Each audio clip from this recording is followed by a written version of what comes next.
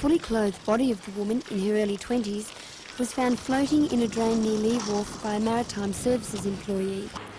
By the time police arrived on the scene, the woman's body had been washed under the wharf by the oncoming tide. Police retrieved the body with the use of a dinghy. The woman's identity and her cause of death, as well as the area in which her body was discovered, are still being investigated by police. The discovery of a woman's body is the second in the area in the last 2 months.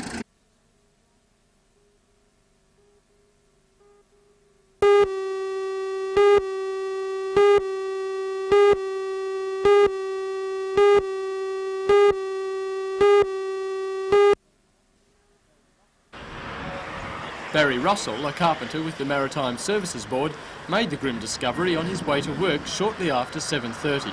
I thought it was a dummy at first, but I went across the road and got a couple of the wharf patrol fellas, and we come over and we confirmed it. Yeah, it was a body, and we rang up the water police and they came down here and took the body out from the other side. By the time the police arrived, the outgoing tide had carried the body down the drain and under the wharf. Water police then used an inflatable dinghy to recover the body. The woman was fully clothed in blue jeans, a flannelette shirt and denim jacket. She was also wearing sneakers. A post-mortem will be held tomorrow to determine the cause of death, and police have not yet determined whether foul play was involved. Today they searched the canal and surrounding area for any clues. According to police, the woman was seen by patrons at the Bellevue Hotel at around midnight last night. The drain flows behind the hotel car park, and they have not ruled out the possibility that the woman may have come to grief some distance from where she was found. Police are appealing to any members of the public who may have seen her to contact them. Late this afternoon, they were still trying to positively identify the woman.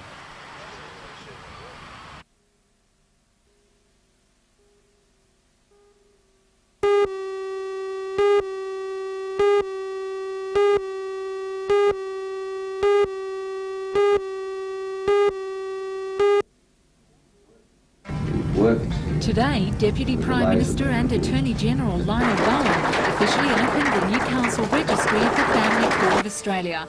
The $3.6 million project is the first purpose-designed building for the exclusive use of the Family Court. For all the news, join us tonight at 6.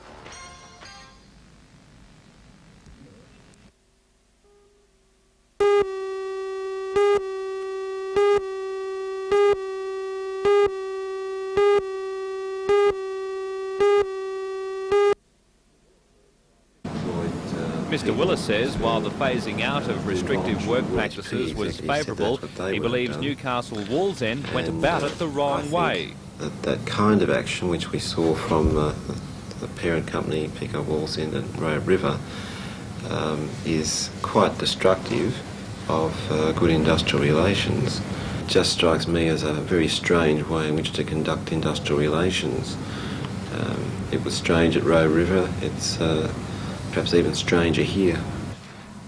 While unable to confirm that Newcastle Wallsend's motive in initiating the confrontation with the union was to make industrial relations an election issue, Mr Willis says he has his suspicions. Mr Willis also outlined some of the amendments to the Industrial Relations Bill. He says if Labor wins the election and the bill is passed, it will give the new Industrial Relations Commission more power to impose non-monetary penalties on both employers and unions. Parties who refuse to abide by the Commission's decisions will be refused future access. In extreme cases, unions will face deregistration, and perhaps the most potent punishment for the working man will be the possible suspension or cancellation of award working conditions.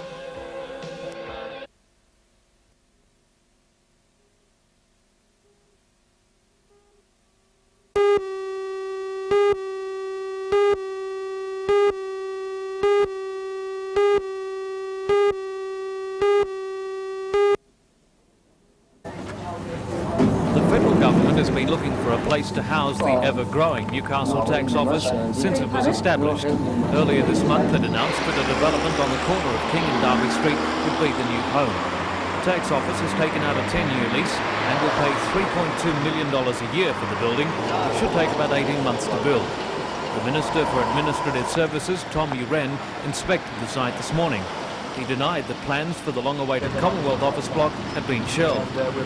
In fact, the site that the council proposed, and that was on the railway land site, could be considered in the future for a Commonwealth site in Newcastle. The city centre, as it will be called, has been approved by Council as part of a total application which includes the proposed international hotel on the Frederick Ash building site. However, the staging of the development means a massive parking shortage, as well as the partial closure of Burwood Street. Well, it's got to be. It's one of our conditions that our parking code is met, and I can't tell you how that will be met at the present time because the developers haven't got a proposal before us, but I know they're investigating it.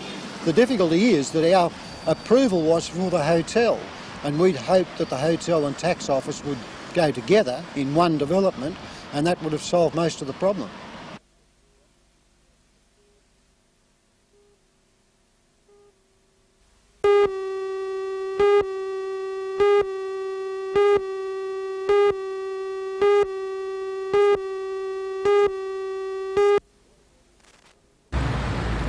The Water Board has been changing the way we pay for water since 1982, when it introduced the user pays principle. From next year, a new charge will be scaled in to counter the unfair land value rating. Customers will pay a service capacity charge according to their potential to draw on the water system. Most households have a 20mm water intake pipe and will face a $12 charge per property next year. Industrial and commercial properties will pay $24 each, more with a bigger intake. Between now and 1992, this charge will replace the land value component of the bill, eventually accounting for 55% of the amount you pay. Based on a valuation system, a lot of shops, which don't use much water, pay on the same valuation mechanism as do industrial enterprises which use a lot of water. And so they've naturally complained in the past about the costs that they've had to bear for the availability of our systems. Water usage charges will go up 8%, but charges for vacant unoccupied land will drop 41%. This will assist people who have purchased a block of land and are saving to build a home. The board's rate revenue for next year will reach just over $100 million. But a new cost to the Water Board is the state government's $2 million in charges, a move designed to keep public authorities efficient. Our productivity has increased by 20% over the last few years, and that's allowed us to do a lot of things, like adjusting for government charges and shifting the incidence of rates.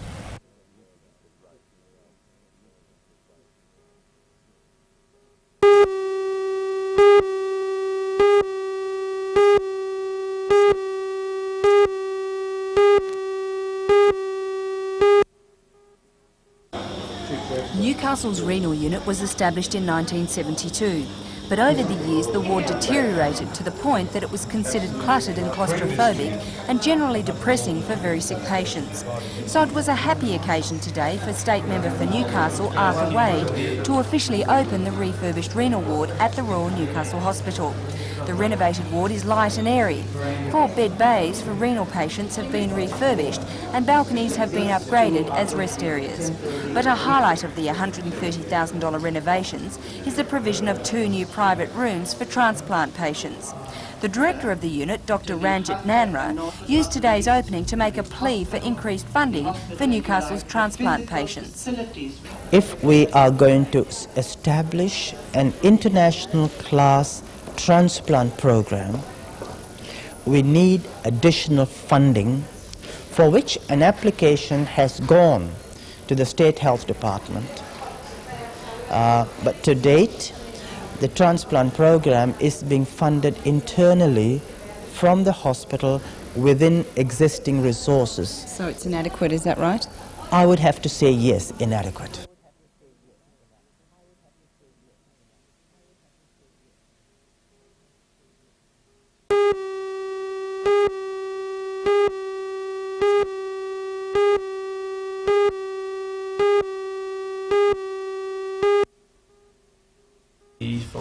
26-year-old Graham Hick has been researching the recording technique of backmasking for a few years. He says it can be traced back to the emergence of Satanism and the occult. He believes it's a subliminal form of brainwashing that some of the most popular groups, like the Beatles, the Rolling Stones, Madonna and Queen, have used. In Led Zeppelin's Stairway to Heaven, lead guitarist and songwriter Jimmy Page was an occult follower. The inside cover depicts the evil hermit figure of tarot cards. And the story behind the Eagles' #1 hit, Hotel California, allegedly tells the story of America's first satanic church, established in a Californian hotel. Some rock groups such as Motley Crue openly admit to the technique. The album cover shows a pentagram, sign of the devil. According to Graham, there are two forms. A blatant method is used by ELO and the subliminal.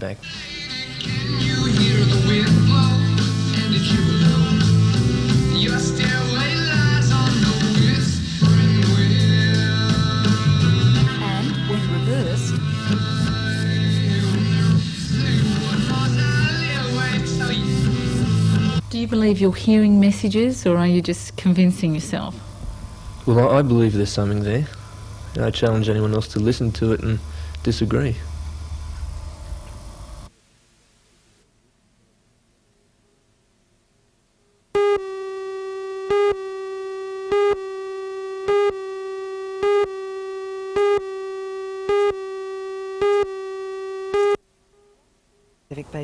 Bronwyn Bishop is number 5 on the Liberal Party's Senate ticket and is reasonably confident of getting in. But she's not taking any chances and is hard on the campaign trail. Today she was in Newcastle trying to lure voters in the Hunter Mall with local Liberal candidate Ross Taggart. During this campaign, she's been concentrating a lot of her efforts in Sydney's mortgage belt, the western suburbs, and has also focused attention in New South Wales Central West and places like Dubbo and Parkes. Although she would like other women to follow her example by seeking to enter federal politics, she's not running her campaign on women's issues. Vote.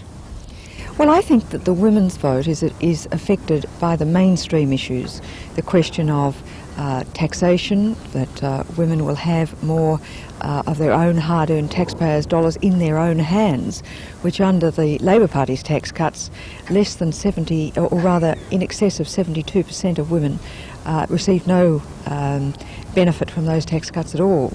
So it's the mainstream issues which affect women just as much as they affect men.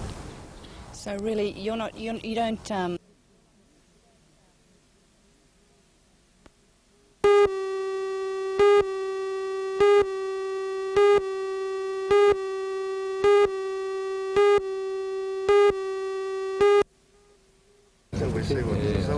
Both Andrew Robb and Michael Tooth believe not enough attention has been paid in this election campaign to the important issues concerning farmers, small business and indeed the general community.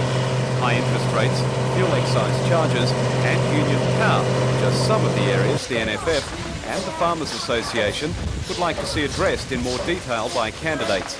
The two non-political groups have targeted 22 marginal seats, including the seat of Hunter, and produced a questionnaire for candidates canvassing their opinions on interest rates, fuel charges and industrial relations. Farmers traditionally would vote Conservative, but really our message has been that the issues are much bigger. I mean, what's important for farmers is important for the whole region, and we've got to look at influencing people in the country towns and the regional cities, because if we don't get on top of this interest rate problem, the union power problem, the inflation problem, then the whole region and in turn the country is going to suffer. If I could just add to that, I think really the important issue that we're trying to raise in this thing, and this is why we're concentrated on the marginal electors, is to find those people who represent us in government who are accountable to us for the things that we believe are right, rather than look at party systems. And that's the danger, that we've got that the party's going to take over from the individual no matter the commitment he gives us. So we've got to have to change that a little bit.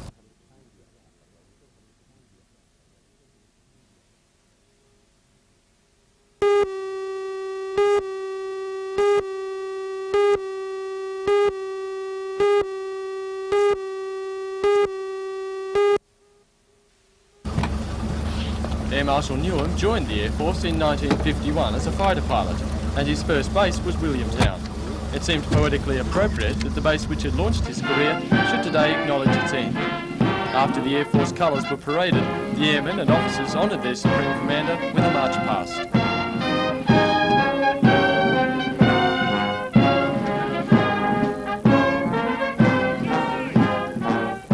For one last time he led the inspection and thankfully found nothing remiss. Then in true Air Force style, the fighters shot overhead, both the old and the new. High-ranking personnel from all over Australia were there for the send-off, including the man who takes over as Chief of the Air Staff and second only to Chief of the Armed Forces, Air Marshal Fennell. Retiring Air Marshal Newham has served in bases in Australia, Malta and Malaysia, and served in the Korean War. He says he's seen many changes in the Air Force, but they've definitely been for the better. We've got good equipment. Our people are as good as they ever were, if not better. They're certainly much more professional because the demands on them are greater.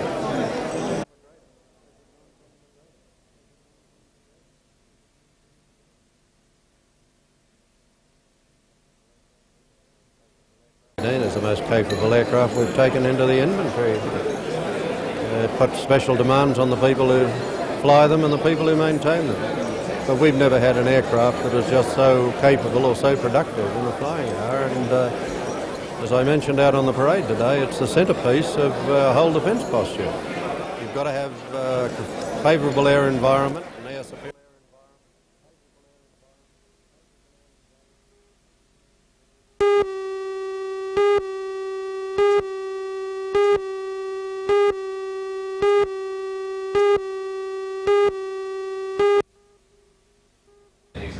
The three are amongst 30 New South Wales firemen who will be competing at the World Games in San Diego early next month. The Games have attracted 9,000 competitors from 26 different countries and will run for 2 weeks. 27-year-old Stephen Nunn will be competing in swimming events. The former Australian surf swim champion will be contesting 10 events from 100 metres through to a 2-mile race. Another swimmer is 23-year-old Brian Potter. He'll be taking to the water in 2 races and also playing in the 36-hole golf tournament. And finally, 29-year-old Paul Randall will be competing in a unique, complete athlete event, which is similar to a decathlon.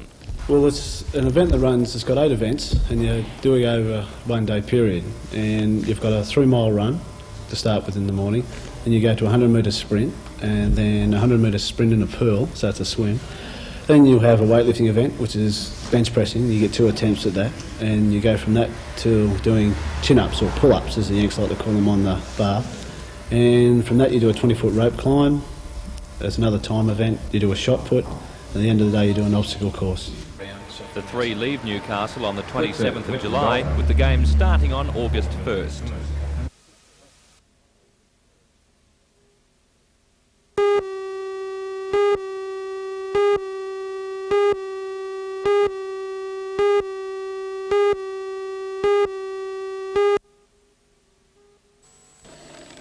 These 4 dancers are part of the 47-strong troupe that is regarded as one of the most prestigious in the Soviet Union. The tour, which began mid-May, has already taken the dance company to most capital cities in Australia for the first time. Late this afternoon, last-minute warm-ups were underway before tonight's opening performance at the Civic Theatre. The spectacle has been popular among Australian audiences, as tour manager Kim Sale explains. It's 2 hours of non-stop dancing, covering everything from traditional folk through to contemporary modern dance. It's got a bit of everything, from the can-can to gypsy to flamenco to break dancing, aerobics, you name it, it's in there. And a colourful show, no doubt, with the traditional costumes. Absolutely. I mean, they're travelling with 2 tons of costumes, and you can see why when you come and see the show. Where's the trip heading after Newcastle? They go to New Zealand for 3 weeks, and then we've actually extended the tour by a week, and we're doing Melbourne, and then they go home.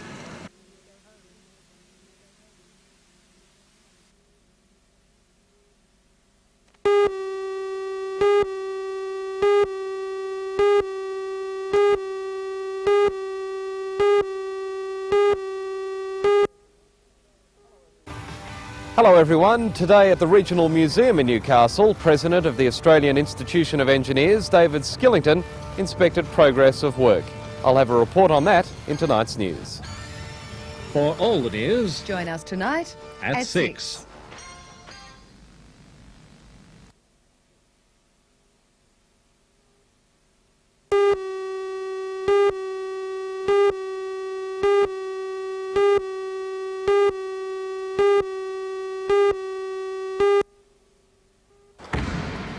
On paper, the match looks one-sided. Canberra has only lost 2 out of its 11 matches, while the Falcons have only been victorious once in 13 games. A loss tomorrow night for the Falcons will put them into the record books. A loss will give them 12 straight defeats and equal third on the list of longest losing sequences in the NBL. That's a record they could well do without. Falcons coach of only 2 weeks, Owen Wells, is not daunted and believes they can win after last night's 112-101 win over the Park Royal Hunters. He also believes they will not finish the season at the bottom of the table. I'm pretty sure we will. You know, I'm more than optimistic about it. I think we're showing good signs. We just got to show them for 4 periods. Canberra at the weekend, how do you see that game going? Well, I think, you know, it's a test. No matter who we play, it's going to be a test. Whether it's the first place team or the last place team. We've shown that we can play with the first place team. We've shown we can play with the last place team or the next to last place team. So it pretty much varies. I just hope we can come to play for the night. Meanwhile, 18-year-old Peter Hill has been named in the Australian Junior Under-21 side to play in the World Junior Championships in Italy.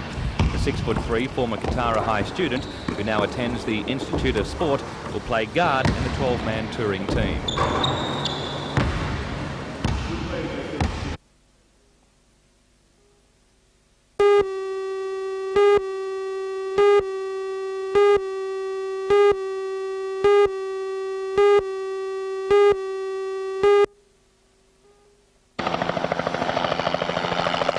Police say the 42-year-old father from Kempsey was driving a northbound car 3 kilometres north of Bulabula when it collided head-on with a southbound vehicle on the Pacific Highway. The driver suffered severe head and suspected spinal injuries. The 3 passengers in the car suffered only minor injuries, as did the driver and 4 passengers of the other vehicle. All were taken to the Bulabula Hospital. The rescue helicopter was soon called in to transport the seriously injured driver to the Royal Newcastle Hospital. However, the chopper was diverted on the way to another accident at Roman Terrace, where an elderly man driving a vehicle crashed into a power pole. Paramedics treated the driver, who suffered head and chest injuries. He was then taken to the Royal by ambulance.